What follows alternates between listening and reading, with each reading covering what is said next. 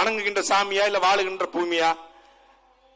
இந்த தலைப்பை வைத்து பேசுவதற்கு நாம் தமிழர் கட்சிக்கு தகுதி இருக்கிறதா என்றால் இந்த தலைப்பில் பேசக்கூடிய தகுதி படைத்த ஒரே கட்சி நாம் தமிழர் கட்சி மட்டும்தான். ஏன்னா கனிம வள கொள்ளையர்கள்ட்ட, ஆற்று மணல் கொள்ளையர்கள்ட்ட, கிரானைட் குவாரி கொள்ளையர்கள்ட்ட, எம்சாண்ட் விக்கிறவன்ட்ட, தாதுமணல் கொள்ளையிட்ட கை நீட்டாத ஒரே கட்சி அது நாம் தமிழர் கட்சி மட்டும்தான். திமுக போடுமா, அதிமுக போடுமா, காங்கிரஸ் போடுமா, பாஜக போடுமா? போடும். போட்டுட்டு அவன் வீட்டு வாசல் போய் மறுநாள் போய் கமிஷனுக்கு நிக்கும். யாராவது ஒருத்தர் சொல்லுங்க, சீமான் கட்சி மாவட்ட செயலாளர் வந்து இந்த இடத்துல காசு வாங்கினாரு அப்படின்னு ஒருத்தர் சொல்லுங்க. கொள்கைப்படி நடக்கக்கூடிய ஒரு கட்சி. அதனால தான் வணங்குகின்ற சாமியா வாழுகின்ற பூமியா என்ற கூட்டத்தை போடுகிறோம். பூமி அழிஞ்சா உங்களுக்கு என்ன, மலை அழிஞ்சா உங்களுக்கு என்ன, காடு அழிஞ்சா உங்களுக்கு என்ன அப்படின்னு எல்லாரும் கேட்கலாம். இது எல்லாம் அழிஞ்சிட்டா நம்ம யாருக்காக வாழ்றோம், எதுக்காக பணத்தை சேர்த்து வைக்கிறோம்? பெரும்பாலும் இந்த கன்னியாகுமரி மாவட்டத்தில் வாழ்றவங்க நான் பார்த்திருக்கேன். கல்யாணம்னா 300 பவுன் 300 பவுன் போட்டு தான் கல்யாணமே. அவர் வந்து ஆட்டோ டிரைவர், தப்பானவர் கிடையாது, ஆட்டோ டிரைவருக்கு 150 பவுன். பிஇ படிச்சு டிசிஎஸ்ல ஒர்க் பண்ணா 250 பவுன் குறைஞ்சது. யூடியூபருக்குலாம் 500 பவுனா கன்னியாகுமரியில. என் தம்பி கிம்லருக்குலாம் பயங்கர டிமாண்ட். 500 பவுன் ஒரு காரு, ஒரு வீடு. எதுக்கு? அடுத்த தலைமுறை காக்கிறதுக்கு. 500 பவுன் சேர்த்து வச்சு காரை வாங்கி வச்சு, ஃபார்ச்சுனர் கார், அதுவும் எங்க ஆளுக்க கன்னியாகுமரி வாழ்றீங்க சொன்னங்கள்லாம் 3 மாடியில வீடு, 4 கிரவுண்ட்ல வீடு. பார்த்தா பயங்கரமா இருக்கும். ஒவ்வொரு வீட்லயும் 8 ரூம், ஹெட் ரூம் பயங்கரமா. எங்க அக்கா வீட்டுல போட்டு மிரண்டேன். அப்படி இருக்கும். ஒவ்வொருத்தங்களும் அந்த வீடை கட்டி வச்சு, பணத்தை சேர்த்து வச்சு, நகையை வச்சு, எதற்காக? அடுத்த தலைமுறைக்காக. இந்த மண்ணும் இந்த மலையும் இந்த காடும் இருந்தால்தானே உங்கள் 500 பவுனும் உங்கள் வீடும் இருக்கும். அதை காப்பாற்றத்தான் செந்தவரின் சீமானும் தம்பிகளும் இந்த கூட்டத்தை நடத்துகிறோம். கன்னியாகுமரியினுடைய பலம் என்ன, வளம் என்ன, அழகு என்ன? மலைகள். அந்த மலையை சுக்கு சுக்கா நொறுக்கிட்டு இருக்கான். ஒரு நாளைக்கு 600 லாரிகள் மூலமாக கேரளாவுக்கு மலைகள் கடத்தப்படுகிறது, தாதுமணல் கடத்தப்படுகிறது, எம்சாண்ட் கடத்தப்படுகிறது.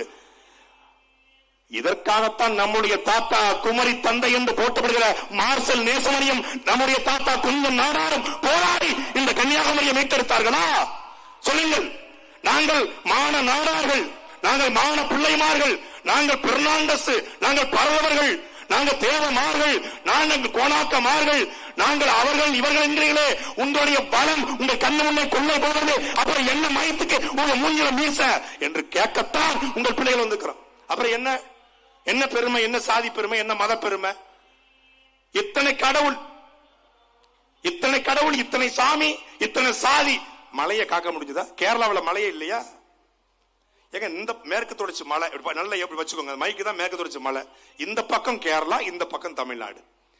அங்கே கெட்டுகிற விழிஞ்சம் துறைமுகத்திற்கு, அதானியினுடைய துறைமுகத்திற்கு தமிழ்நாட்டிலிருந்து மலைகளை வெட்டி கொண்டு ஒரு நாளைக்கு 600 லாரிகள் மூலமாக விழிஞ்சம் செல்கிறது. ஏன் கேரளாவில் வெட்ட முடியல? ஏன்னா உங்களுக்கு தெரியும். இதை சொன்னதுதான் தக்கலையில 56 நாள், அப்புறம் கண்டிஷன் வெயில், அப்புறம் புழல்ல 230 நாள். இதை கேட்டதுக்கு தான். என்ன கேட்டேன்? அந்த மண்ணை, மலையாளத்தை தாய்மொழியா கொண்ட அந்த மண்ணையும் மக்களையும் உயிராக நேசிக்கிற ஒரு தலைவன் இருக்கிறார். இங்க இல்லை. அதை உருவாக்கத்தான் உங்கள் பிள்ளைகளாக வந்திருக்கிறோம். சீமான் என்ற ஒரு தலைவன் இந்த நாட்டை ஆண்டு கொண்டு இருந்தால் அவனுக்கு கனவுல வருமா மலையை உடைக்கணும்னு? அன்பிற்குரிய மக்களை, ஊழல் என்பது ஒரு பெரிய பிரச்சனை இல்ல. காமராஜர் போல ஒரு சிறந்த தலைவன் நாட்டிலே முதலமைச்சராக அமர்ந்தால் அடுத்த நொடி ஊழலை ஒழிக்க முடியும். அந்த ஊழல் செய்த பணத்தையும் மீட்க முடியும். கலாநிதி, உதயநிதி, இன்ப நிதி, துன்ப நிதி, துயர நிதி, துக்க நிதி, எல்லா நிதியும் தூக்க முடியும். அப்புறம் பூரா தூக்க நிதியா மாறிடும். அப்புறம் பறையசையும் அடிக்கும், மங்கள ஓசையும் கேட்கும். அது பண்ண முடியும். ஊழலை ஒரு நொடியில ஒழிக்கலாம். ஆனால் எங்க அண்ணன் சொல்லுவாங்க அடிக்கடி, தம்பி மரத்தை வெட்டுனா ஒரு 20 ஆண்டுகள்ல ஒரு பெரிய ஒரு இதை உருவாக்கி, ஒரு போர் பிரகடனத்தை உருவாக்கி மரத்தை நட்டலாம்ப்பா. 10 கோடி பனை திட்டம், பல கோடி பனை திட்டம், 10 கோடி மரம்னு போட்டு அடிச்சிடலாம்ப்பா. ஆனா மணல் அல்லா கூட ஒரு 100 ஆண்டுகள்ல கூழாங்கல் கரைஞ்சி வந்தது மணலா வந்துரும்பா.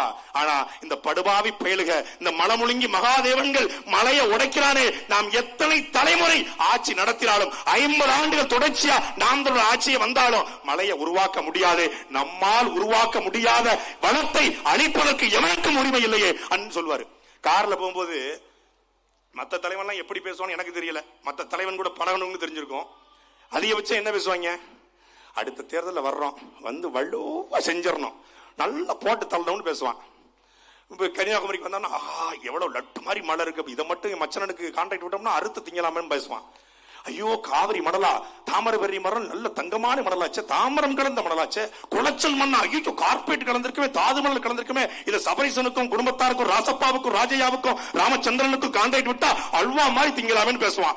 ஆனா எங்க அண்ணன் என்ன தெரியுமா பேசுவாரு, என்ன தெரியுமா பேசுவாரு, தம்பிங்க பாரு, ஏய் லூசு பல பாரு, என்ன போன நோண்டிட்டு இருக்க பாரு.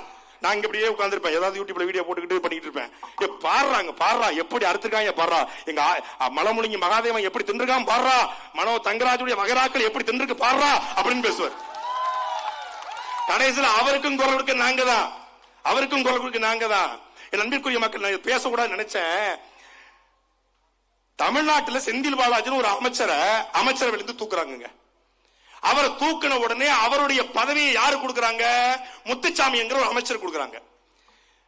ஆவடி நாசர்னு ஒரு அமைச்சர் பதவியிலிருந்து தூக்குறாங்க. அவரை தூக்கி யாரு கொடுக்கறாங்க, செஞ்சி மஸ்தான் கொடுக்கறாங்க. செஞ்சி மஸ்தான் அமைச்சர் பதவியை தூக்கிட்டு யாரு கொடுக்கறாங்க, மீண்டும் ஆவடி நாசருக்கு கொடுக்கறாங்க. என்ன, செந்தில் பாலாஜி என்கிற கொங்கு வேளாள கவுண்டருக்கு பறிக்கப்பட்ட பதவி மீண்டும் முத்துச்சாமி கவுண்டருக்கே போனது. ஆவடி நாசனம் பறிக்கப்பட்ட இஸ்லாமியருக்கு பதிக்கப்பட்ட பதவி மீண்டும் செஞ்சி நாசருக்கே போனது, செஞ்சி மஸ்தானுக்கே போனது. செஞ்சி மஸ்தான் என்கிற இஸ்லாமியருக்கு பறிக்கப்பட்ட அமைச்சர் பதவி மீண்டும் ஆவடி நாசருக்கே போனது. மனோ தங்கராஜ் என்கிற இந்த மண்ணின் மகன் எங்கள் அண்ணன் நாடாயிரம் பறிக்கப்பட்ட பதவி ஏண்டா இன்னொரு நாடார் சமூகத்தை சார்ந்த ஒரு அமைச்சருக்கு கொடுக்கப்படல? நீதான் சமூக நீதி கட்சியாடா? ஏன் நாடார்கள் ஓட்டு வேணும், நாடார் கொடி பிடிக்கணும், நாடார் கோஷம் போடணும், ஆனா அமைச்சரவையில் மட்டும் நாடார்கள். இதுதான்டா கேடுகட்ட கேவலமான சனாதனம், இதுதான்டா சனாதனம். அதை ஒழிக்கத்தான் உங்க பிள்ளைகள் வந்துக்கிறோம். எங்க அண்ணனுக்கு சேர்த்து நாங்க தான் பேசணும். அவர் ஏன் மேலே வழக்கு போடுவாரு, எங்க அண்ணன் மேல வழக்கு போடுவாரு, போட்டாலும் பரவாயில்ல. அப்போ மரத்தெல்லாம் வெட்டிட்டா மரம் தானே நினைக்க கூடாது. கவிப்பேரசு வைரமுத்து பாடுறாரு, உண்ண கனி ஒதுங்க நிழல் உடம்புக்கு மருந்து உணவுக்கு விருந்து ஆட தூளி அழகு வேலி தடவ தைலம் தாளிக்க எண்ணெய் எழுத காகிதம் எரிக்க விறகு மரம்தான் மரம்தான் எல்லாம் மறந்தான் மறந்தான் மறந்தான் மனிதன் மறந்தான் என்று பாடுகிறார். பிறந்தோம் மரம் நமக்கு தொட்டில் தந்தது, நடந்தோம் மரம் நமக்கு நடைவண்டி தந்தது, எழுத படிக்க துவங்கினோம் மரம் நமக்கு எழுதுகோள் ஆனது, கல்யாணம் முடித்தோம் மரம் நமக்கு மாலை சந்தனங்கள் தந்தது, படுத்தோம் மரம் நமக்கு பஞ்சு தலையணையை தந்தது, வயதான மரம் நமக்கு ஊன்றுகோல் ஆனது, இறந்தோம் அதுவே சவப்பட்டியானது, பிணமாய் படித்தோம் மரமே நம்மை கொல்லிக்கட்டையாக மாறி எரித்தது. மறந்தான் மறந்தான் எல்லாம் மறந்தான் மறந்தான் மறந்தான் மனிதன் மறந்தான். அந்த மறந்த மரத்தை நடுவதற்காக மீண்டும் ஒரு பசுமை புரட்சி போல இன்னும் ஒரு பச்சை புரட்சி உருவாக்கத்தான் உங்கள் பிள்ளைகள் நாங்கள் வந்திருக்கிறோம். வெறும் விமர்சன அரசியல் செய்யறவங்க நாம் தமிழர் கட்சி வெறும் ஒரு கூட்டம், அது ஒரு கும்பல் அப்படி இல்ல.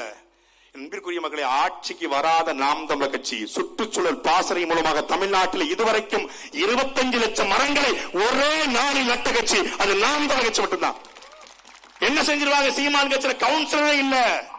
ஒரு கவுன்சிலருக்கு வக்கிருக்கான்னு கேட்டான், டேய் சீமானன் கட்சியில கவுன்சிலரா இருந்தா எப்படி இருக்கும் எடுத்துக்காட்டு தெரியுமில, உங்கள் குளச்சல்ல கப்பியறை பேரூராட்சி இருக்கக்கூடிய சீமானுடைய தங்கை எங்களுடைய ஆன்சி சோபா ராணி தாண்டா தமிழ்நாட்டினுடைய கவுன்சிலர்களே முதன்மை கவுன்சிலர்.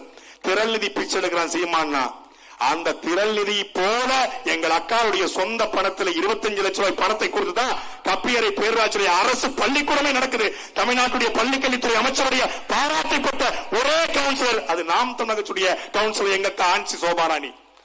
ஒரு கவுன்சிலர் கொடுத்ததுக்கு 8 கவுன்சிலர் நாங்க இருக்கோம். ஒரு கவுன்சிலர் இந்த வேலை பாக்குறாங்கன்னா தமிழ்நாடு முழுமைக்கும் நாம் தமிழ் கட்சி கவுன்சிலரும் சட்டமன்ற உறுப்பினர்களும் பாராளுமன்ற உறுப்பினர்களும் அடைந்தால் எப்படி கற்பனை பண்ணிப்பாரு.